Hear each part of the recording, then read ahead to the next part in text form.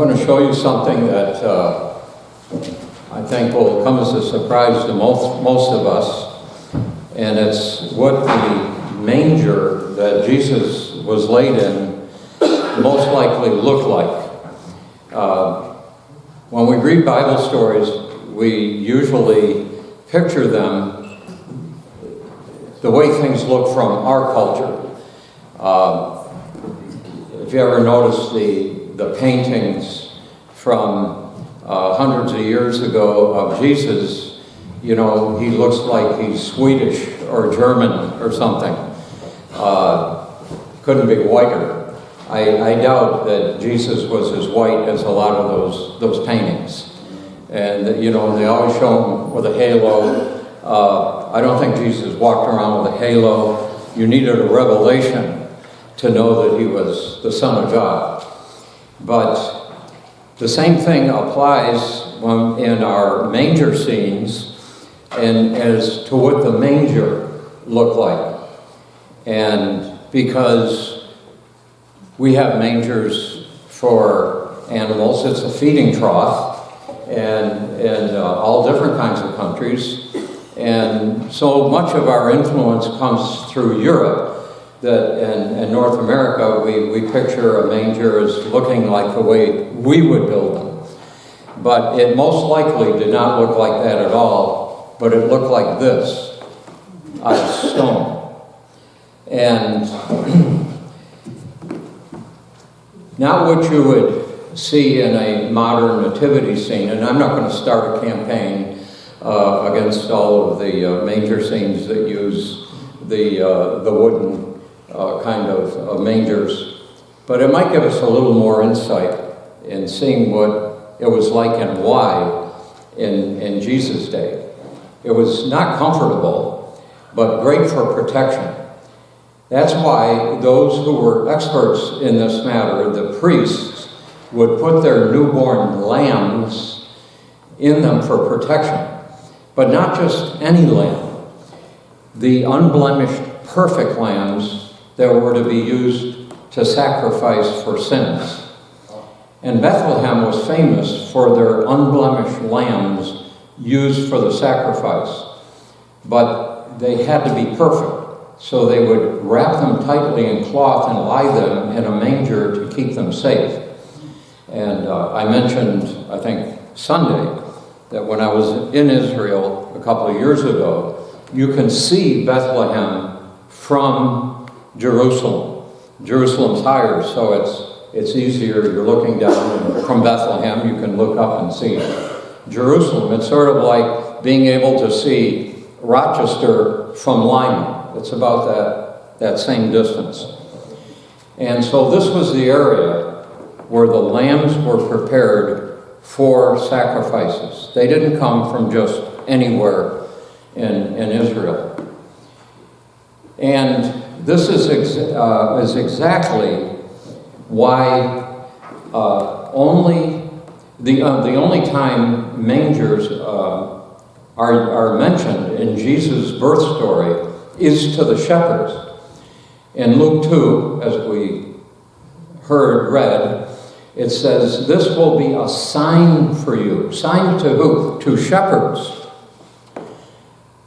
And you will find a baby wrapped in cloth and lying in a manger. The shepherds would have understood this powerful parallel.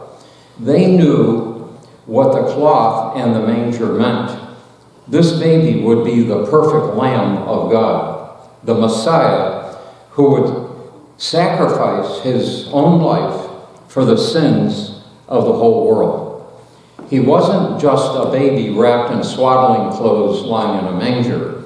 He was God, perfect, sinless, and holy, humbling himself to become the perfect sacrifice to reconcile us back to himself. That perfect Lamb is why we celebrate Christmas. Now, I want to be a little bit realistic here. I think all of us have friends or relatives for whom Christmas celebration is not a happy time because of things that have happened in their past or even things they're presently going through. And the three key words that we normally refer to in lighting our Advent candles over the last few weeks of joy, hope, and peace ring hollow to a lot of people, even Christians, at Christmas time, because it reminds them of heartaches they've had, of losing loved ones and bad situations. And they just don't want to put on. They don't want to be phony about it. And so a lot of Christmas celebration for them is artificial. But God doesn't intend it to be artificial for us. And He can make it so it isn't, regardless of what we've been through. But if we continue to dwell on those things that could ruin our celebration, we can get stuck. And every year we'll get stuck again in that negative situation unless we allow God to intervene. And in a way, our hearts are like mangers. And in the Old Testament, God even promised He was going to take the heart of stone. Really, without Christ, our hearts are like a stone manger, cold and empty. But God's promise was that He would transform our hearts into a heart of flesh. In other words, make them living.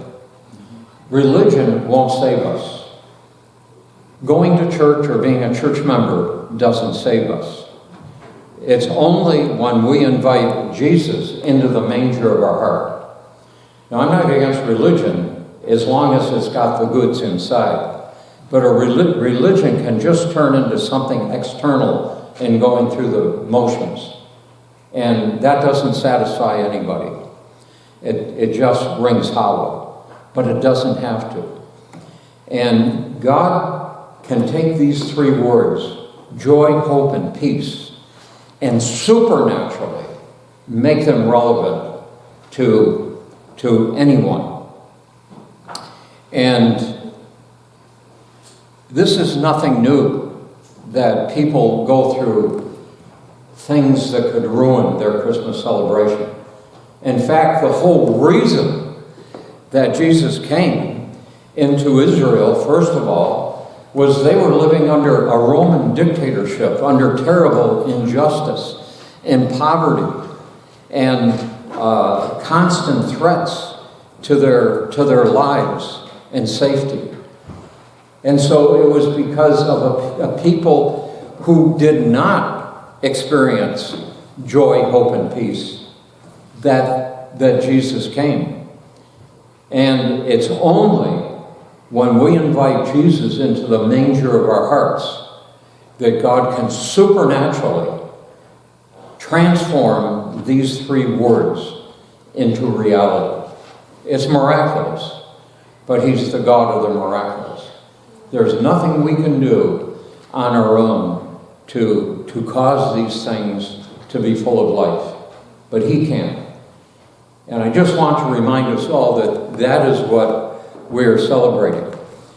And it's because of this and the state Israel was in that the carol we just recently sang, Little Town of Bethlehem, has the phrase in it, the hopes and fears of all the years. Not the hopes and joys, but the hopes and fears, the things we've been through, the defeats, and on. It's because of that He came to erase the damage in our lives because of those things and give us a fresh hope, a real peace, a real joy. And so, in concluding, I just would like to, concluding the message, I would just like to invite all of us to stand, and I'm going to, you could stand now, I'm going to recite a prayer, and I would imagine that most, if maybe not all of us, have already made a prayer similar to this at some point in our lives. But just to refresh it, maybe even as Christians who understand what Christmas is about, we need it to be refreshed for us. And maybe there's someone here who had never made that life-changing decision before. So I'd just like to invite all of us to pray this, if it's just for the first time in your life or just for a renewal of these realities in your own, for us to all recite this prayer together.